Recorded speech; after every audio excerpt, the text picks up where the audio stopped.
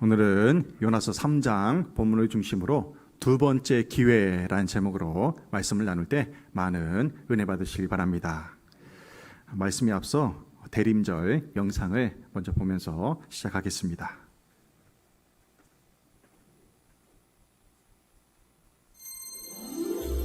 대림절. 대림절은 기다림의 절기입니다. 다가오는 성탄절을 준비하고 기다리는 시간을 뜻하죠.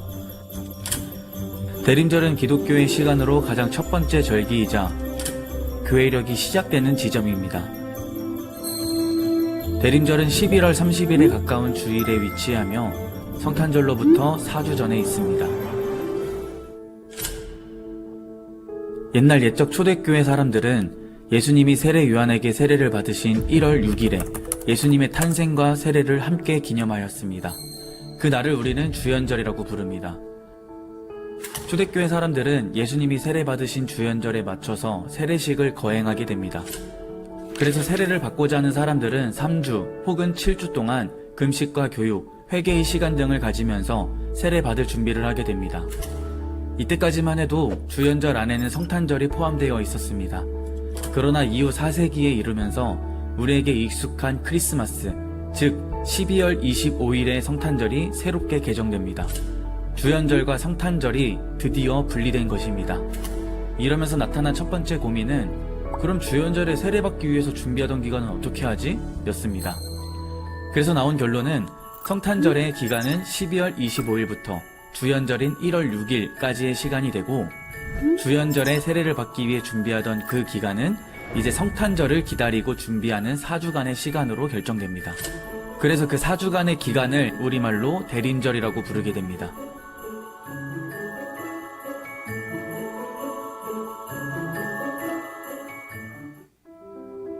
대림절은 그리스도의 세 가지 오심에 대해 초점을 맞추고 있습니다. 첫 번째는 마리아를 통해 나타난 아기 예수님의 오심을, 두 번째는 우리를 위해 죽으시고 부활하신 예수 그리스도께서 종말의 때에 다시 오심을, 마지막 세 번째는 현재를 살아가는 우리들의 삶 속에 함께 하시는 예수님의 오심을입니다. 그렇다면 우리는 삶 속에서 함께 하시는 예수님을 어떻게 기다릴 수 있을까요? 어둠 속에 있는 사람은 빛이 빨리 비춰지길 기다리겠죠. 어딘가 아픈 곳에 있는 사람은 그 아픔이 빨리 나아지길 기다리겠죠. 무엇인가 고장나고 무너져버린 사람은 그것이 빨리 고쳐지길 기다릴 것이고, 굶주린 사람에게는 그의 갈급함을 채워줄 음식이 기다려지겠죠. 여러분, 우리가 삶 속에서 예수님을 기다린다는 것은 바로 이런 것입니다.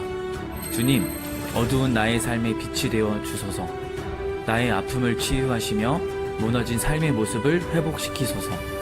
헛된 것을 품고 늘 갈급함 속에 살아가는 우리들에게 생명의 양식이 되어 주소서. 대림절을 살아가는 여러분, 대림절 기간 우리가 매일 밤 이 기도를 드려보는 건 어떨까요?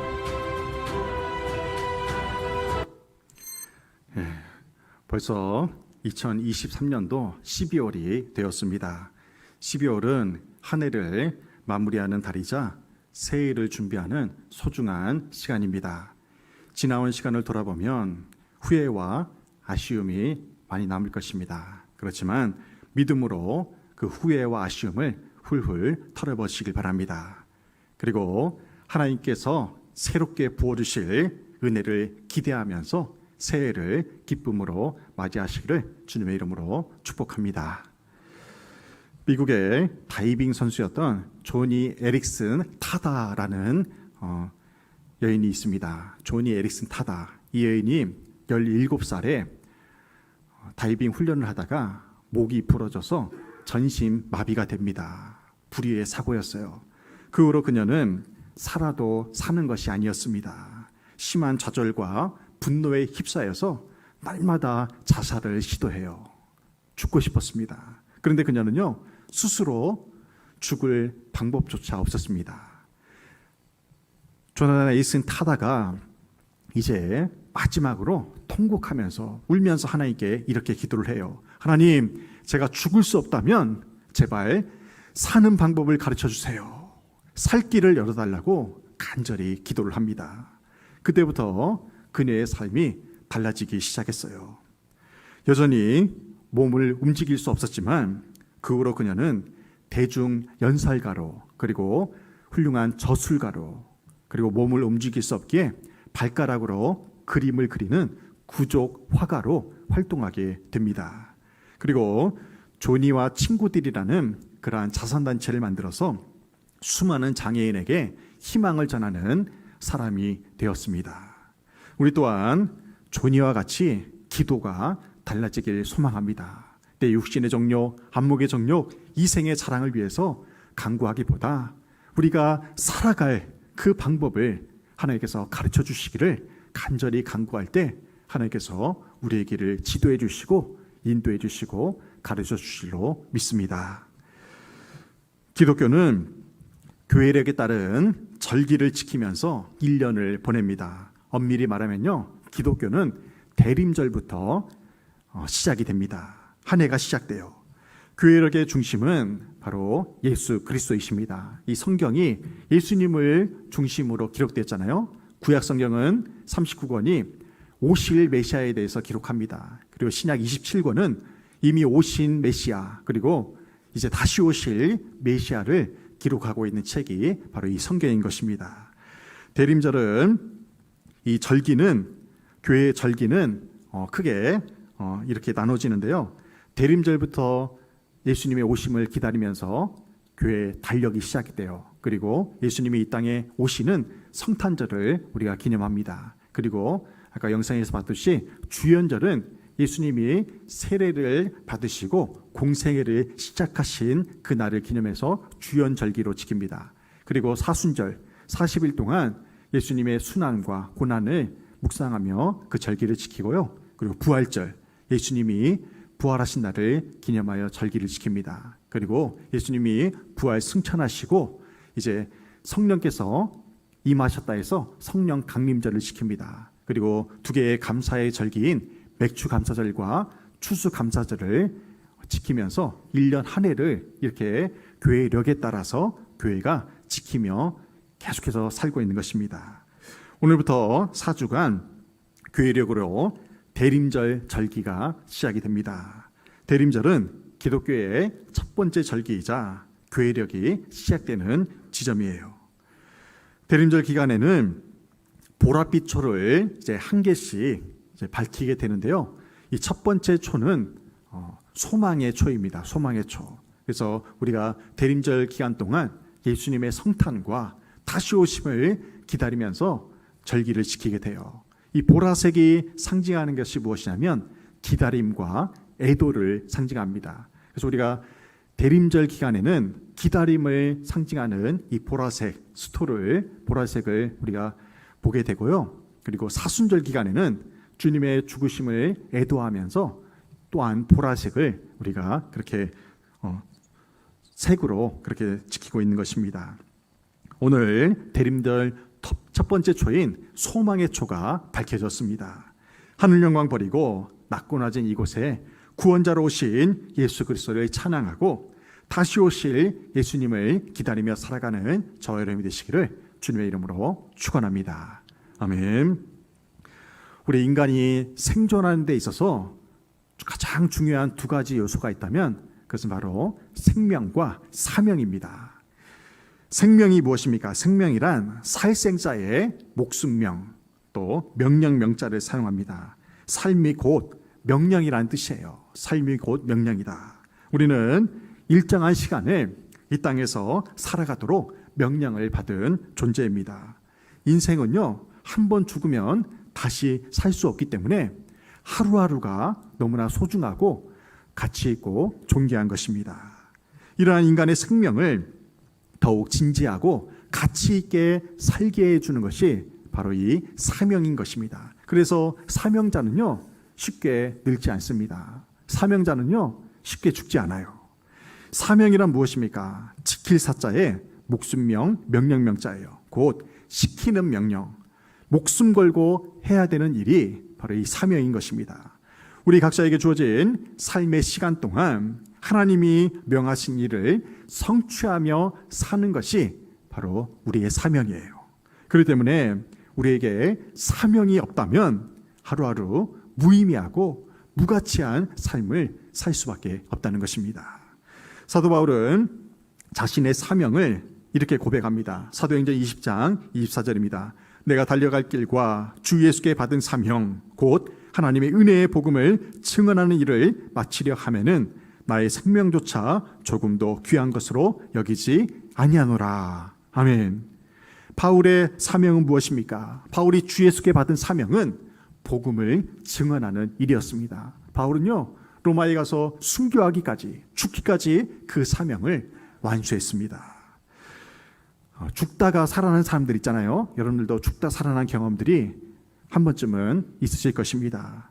죽다가 살아났을 때 공통적으로 하는 말이 있어요. 그 말이 뭐냐면, 이제 나의 남은 삶은 보너스다. 나는 덤으로 사는 거다. 그렇게 고백을 합니다. 교통사고에서 극적으로 살아났거나 큰 수술 후에 살아났거나 죽다 살아난 사람은요, 그 후의 삶이 제2의 인생을 사는 것입니다. 오늘 예배에 참여하신 분들 중에도 제2의 인생을 사시는 분들이 분명 계실 것입니다. 우리가 제2의 인생을 살고 있다면 하루하루가 소중할 수밖에 없어요. 매일매일이 감사의 제목입니다. 그렇다면 평범한 삶을 살아가는 사람들에게도 제2의 인생, 다시 말해서 두 번째 삶의 기회가 주어질까요? 성경을 보면요, 하나님께서 당신의 사랑하는 자녀들에게 제2의 인생, 두 번째 기회를 주신다는 것을 알 수가 있습니다. 구약의 대표적인 다윗이 우리아라는 장군을 죽입니다. 살인자가 되었어요. 그리고 그 우리아의 아내를 간음을 해요. 우리가 다윗을 생각하면 골리앗을 무찌른 사람, 그리고 성군으로, 전쟁의 용사로 그렇게 기억을 해요. 하지만요, 다윗도 형편없는 사람이었어요. 다윗이 오늘날 정치인이었다면요, 살인자의 간음한 사람을 그 정치판에 놔두겠습니까? 당장 옷을 벗을 거예요. 근데 하나님께서는요, 이러한 다윗을 다시 한번 사용하십니다. 시편 51편 11절에서 다윗이 참회의 기도를 드립니다. 나를 주 앞에서 쫓아내지 마시며 주의 성령을 내게서 거두지 마소서. 아멘. 다윗은, 하나님께서는요, 이 다윗의 참회의 기도를 들으시고 하나님 마음에 합한 사람으로 제2의 인생을 살도록 두 번째 기회를 주신 것입니다. 하나님께서는 오늘 본문에 나오는 불순종한 요나에게도 두 번째 기회를 주십니다.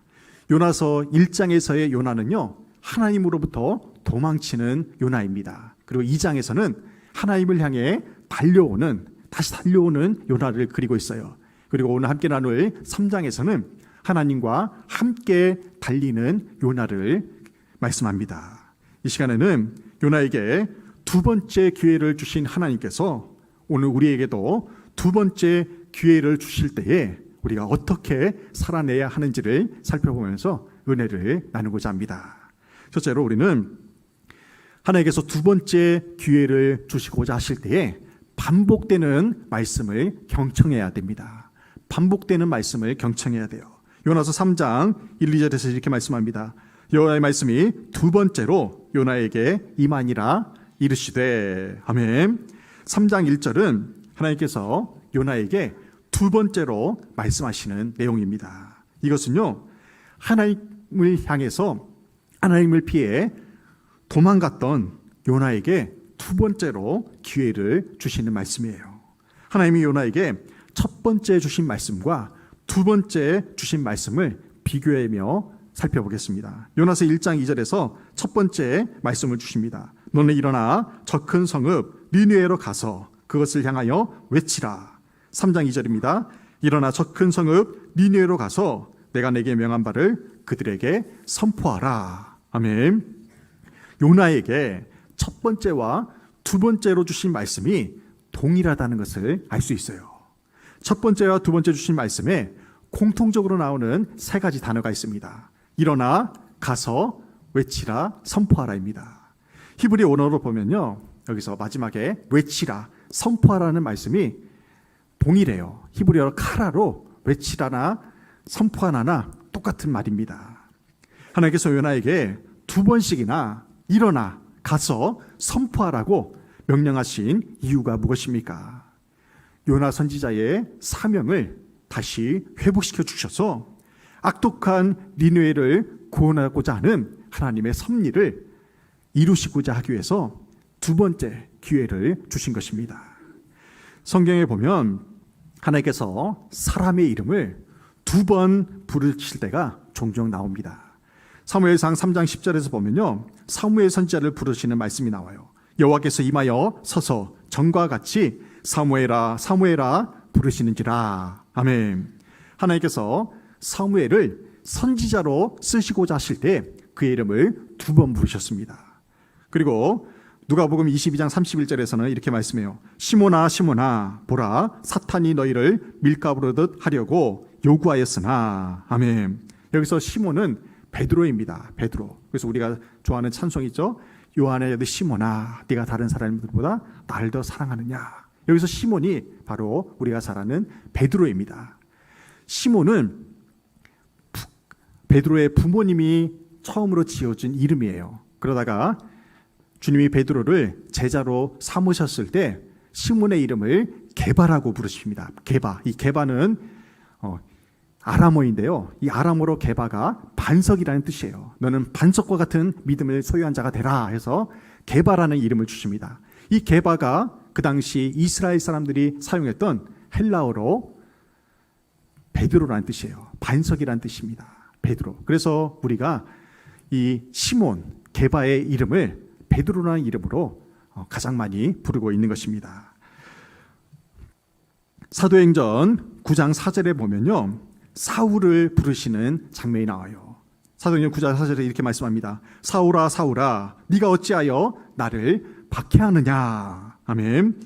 예수님을 핍박하던 사울이 다메섹 도상에서 예수님을 만납니다. 거기서 주님을 인격적으로 만나게 되었어요. 그때 주님이 사울의 이름을 두 번 부르시는 장면입니다. 그 후로 사울이 이제 바울이 되어가지고요, 이방인 선교에 기초를 놓고 또한 복음이 전 세계로 퍼져나가게 되는 계기를 마련하게 되었던 것입니다.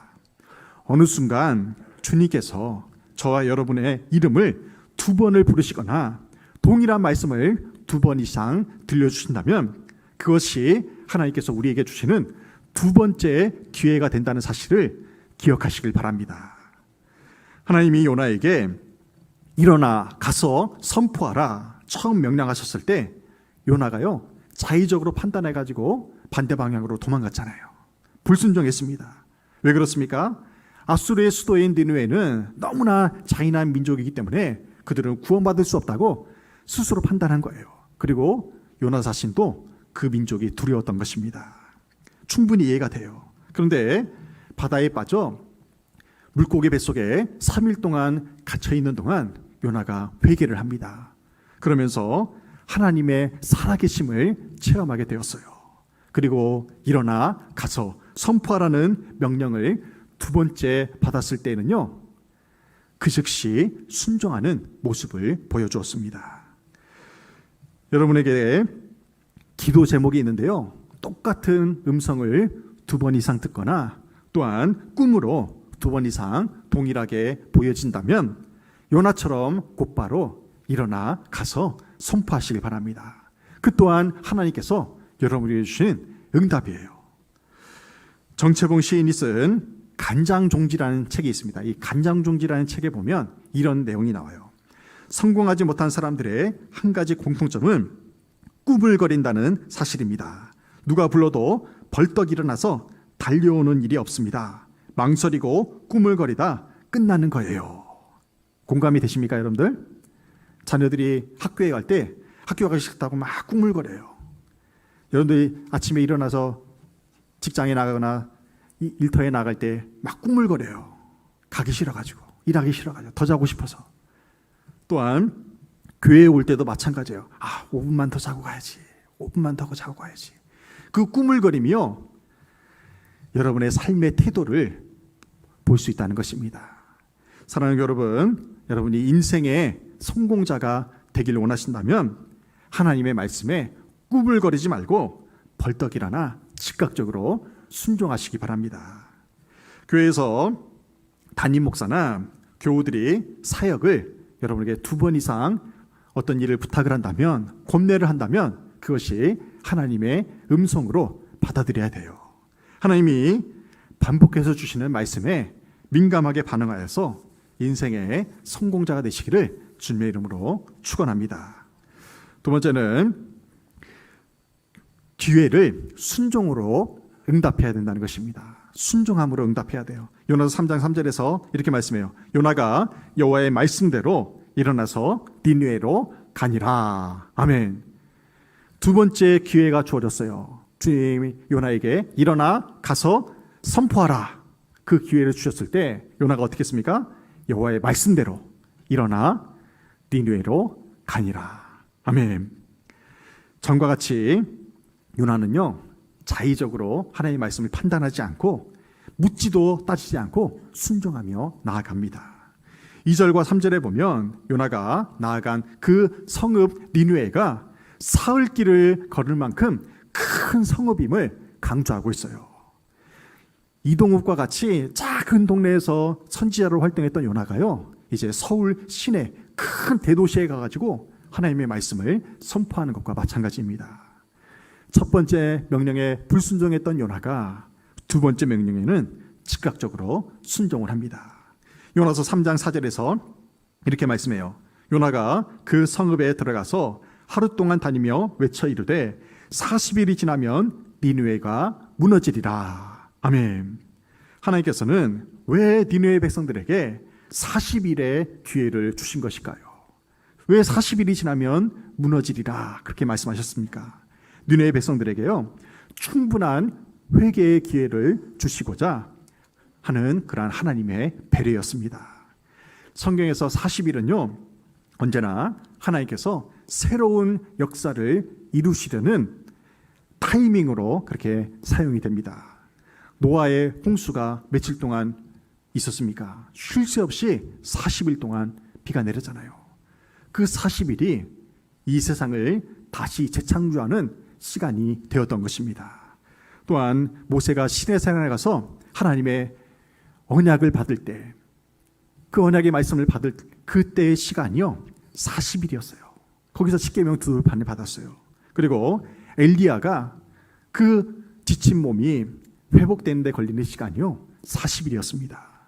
예수님이 공생애를 시작하시기 전에 광야에서 금식하시며 사단마귀에게 시험을 받으신 때가 바로 이 40일이었어요. 중요한 것은요, 요나와 니느웨 백성들 모두가 하나님이 주신 두 번째 기회를 순종으로 받아들였다는 것입니다. 성경에서 순종의 대명사는 아브라함입니다. 우리가 너무도 잘 알죠? 하나님께서 아브라함에게 100세에 얻은 독자 이삭을 제물로 바치라는 명령을 내리십니다. 여러분들, 100세에 어렵게 얻은 그 독자 이삭을 제물로 바쳐 죽이는 것이 결코 쉬운 일입니까? 정말 어려운 순종이에요. 입장 바꿔 생각해 보면요, 결코 쉽지 않은 일입니다. 아브라함이 속으로 얼마나 망설이며 하나님을 원망했겠습니까?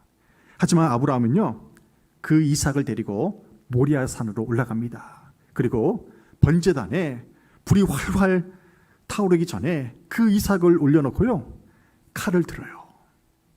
그 이삭을 잡으려고. 그때 하나님께서 이렇게 말씀하십니다. 아브라함아, 아브라함아, 그 아이에게 손을 대지 말라. 다급하게 하나님이 아브라함에게 말씀하세요. 여기서도 하나님께서 아브라함의 이름을 2번 부르십니다. 그 순간 아브라함의 마음이 어땠을까요? 그런데요, 이 말씀을 두고 여러분도 한 번쯤은 이렇게 하나님께 질문하신 적이 있었을 것 같아요. 많은 사람들이 이렇게 질문합니다. 하나님께서 아브라함을 진정으로 사랑하신다면 어떻게 그 하나밖에 없는 독자 이삭을, 그 아들을 바치라는 명령을 하실 수 있습니까? 이런 질문을 한 번쯤 해보셨을 거예요. 여러분도 이렇게 기도하시지 않습니까? 하나님께서 나를 사랑하신다면 왜 나에게 이런 시련을 주시는 것입니까? 왜 나에게 이런 고난을 주시는 것입니까? 이렇게 한 번쯤은 기도하셨을 거예요. 그런데요, 이렇게 역으로 또한 질문할 수가 있어요. 역으로 질문하면 이렇습니다. 아브라함의 그 순종하는 테스트가 없었다면 아브라함이 오늘날 우리에게까지 믿음의 조상이 될 수 있었을까? 그런 질문을 하게 됩니다. 아브라함이 순종을 했기 때문에, 그 시험이 있었기 때문에 순종의 대명사가 되고요, 오늘날 우리에게 믿음의 조상이 될 수가 있었던 것입니다. 아브라함이 순종함으로 어떤 복을 받게 됩니까? 창세기 22장 16절 17절입니다. 내가 이같이 행하여 내 아들 내 독자도 아끼지 아니하였은즉 내가 내게 큰 복을 주고 내 씨가 크게 번성하여 하늘의 별과 같고 바닷가의 모래와 같게 하리니. 아멘. 아브라함이 독자를 아끼지 않고 순종하자 하나님께서 큰 복을 주십니다. 바닷가의 모래와 하늘의 별과 같이 수많은 믿음의 후사를 주시겠다고 약속했어요. 그것이 성취가 되잖아요. 아브라함의 그 씨로 인해서요, 이스라엘 민족이 200만 명이 넘는 그 민족이 형성이 되게 된 것입니다. 우리가 신앙생활하면서 가장 많은 순종의 테스트를 받는 곳이 어디입니까? 교회죠. 교회에서 순종의 테스트를 가장 많이 받아요. 해마다 연말이 되면요, 교회에서 일꾼을 세웁니다. 성가대도 해야 되고요, 교사도 해야 되고, 주차봉사도 해야 되고, 차량봉사도 해야 되고, 교회학교 교사도 해야 되고, 할 일이 참 무궁무진하게 많습니다. 하나님께서 여러분에게 주신 달란트가 있다면 그 달란트를 땅에 묻어두지 마시기 바랍니다. 달란트 비유를 통해서 아시잖아요. 묻어둔 그 달란트는요, 빼앗겨요. 하나님이 거두어 가십니다. 그보다 더 큰 저주가 어디 있습니까? 그리고 심판의 때에 반드시 하나님께 신문을 받게 됩니다. 평가를 받게 돼요. 누군가 여러분에게 교회에서 사역을 요청할 때 요나와 같이 하나님이 주신 두 번째 기회로 받아들여서 순종하시길 바랍니다. 교회의 순종함으로 하나님이 복주고 복주며 형통케 하고 형통케 하시는 그 은혜를 날마다 체험하며 살아가시기를 주님의 이름으로 축원합니다. 세 번째로 우리는 순종을 통해서 선한 결과가 나타나는 것을 보게 됩니다. 순종하면요, 선한 결과가 나타나요. 요나서 3장 5, 6절에서 이렇게 말씀해요. 니네 사람들이 하나님을 믿고 금식을 선포하고 높고 낮은 자를 막론하고 굵은 베옷을 입은지라. 그 일이 니네 왕에게 들림에 왕이 보좌에서 일어나 왕복을 벗고 굵은 베옷을 입고 제2에 앉으니라. 아멘. 요나가 하나님의 말씀에 순종하여 니느웨 성읍에 회개를 선포하자 무슨 일이 일어났습니까? 먼저 니느웨 사람들이 회개를 합니다. 그리고 더 나아가서 니느웨 왕이 회개하는 역사가 일어나요. 왕과 백성이 모두가 회개하는 기적이 일어난 것입니다. 할렐루야. 이보다 더 바람직한 순종의 결과가 어디에 있습니까? 요나의 판단으로는 뭐였어요? 그 악독한 잔인한 아수르 제국이, 그 니느웨 백성들이 구원을 받을 수 없다고 생각했어요. 자기가 회개의 메시지를 선포하면 그 즉시 자기의 살갗도 벗겨서 성벽에 도배할 걸로 생각을 했어요. 그건 요나의 생각이었습니다. 하지만 요나가 두 번째 기회를 붙잡고 순종하여 일어나 가서 회개를 선포하자 무슨 일이 일어난 것입니까? 그 나라 백성들뿐만 아니라 왕까지 모두가 회개하는 역사가 일어난 것입니다. 그 아수르 제국이요, 그 멸망받아 마땅할 그 잔인한 민족이 구원을 받게 된 것입니다. 그렇다면 어떻게 이러한 선한 결과가 나타나게 된 것입니까? 먼저요, 요나가 자신의 생각을 내려놓고 하나님의 말씀에 순종하여 일어나 가서 선포했기 때문에 이 일이 일어날 수가 있었던 것입니다. 물론 요나의 순종에는요, 희생이 따랐어요. 희생이 필요했어요. 요나가 지금 있는 곳이 욥바라는 항구입니다. 욥바라는 항구. 그 욥바라는 항구에서 아수르 제국까지 가는데 거리가요, 무려 800km입니다. 800km. 제가 서울에서 땅끝마을 해남까지 거리를 한번 찾아봤어요. 400km 정도 됩니다. 요나가 욥바에서 아수르 니느웨까지 간 거리가요, 서울에서 해남까지 400km를 걸어갔다가 다시 서울로 400km를 걸어온 그 거리랑 똑같다는 거예요. 얼마나 먼 거리입니까? 수고가 따른다는 것입니다. 그리고 잔인한 민족인 그 아수르 제국에 대한 두려움이 마음속에 항상 있었다는 것입니다. 마찬가지로 우리가 주님의 몸된 교회에 순종하려면 희생이 필요하다는 것입니다. 우리가 시간을 내야 돼요. 물질을 써야 됩니다. 그리고 수고가 따른다는 것입니다. 어제도 2남신도 3남신도 회원들 나와가지고요, 아침 11시부터 오후 5시 반까지 교회 폐기물을 정리하고 그리고 추리를 다는 일을 했어요. 그 추운 날씨에 정말 땀 흘려 열심히 일했습니다. 참으로 아름다웠어요. 여러분들 밤에 새벽에 교회를 한번 보세요. 그 추리가요, 그 어느 때보다 밝게 빛나고 있습니다. 교회는요, 세상이 어두워질수록, 힘들고 어려울수록 더욱더 일어나 빛을 발해야 됩니다. 어두운 세상에 빛을 밝히러 오신 분이 예수님이잖아요. 그래서 우리 교회 또한 그 빛을 더욱더 밝게 비춰야 됩니다. 사랑하는 교회 여러분, 하나님의 말씀에 순종하시기 바랍니다. 더욱 구체적으로요, 교회에 순종하시길 바랍니다. 여러분이 순종할 때 우리 덕성교회가 부흥할 수 있습니다. 여러분이 순종할 때 여러분의 가정과 여러분의 일터가 축복을 누릴 수가 있습니다. 오늘 이 시간 하나님께서 저와 여러분에게 두 번째 기회를 주십니다. 그 기회를 꼭 붙잡으시길 바랍니다. 하나님 주신 기회에 순종함으로 선한 결과를 날마다 체험하며 살아가는 저와 여러분 되시기를 주님의 이름으로 축원합니다. 아멘.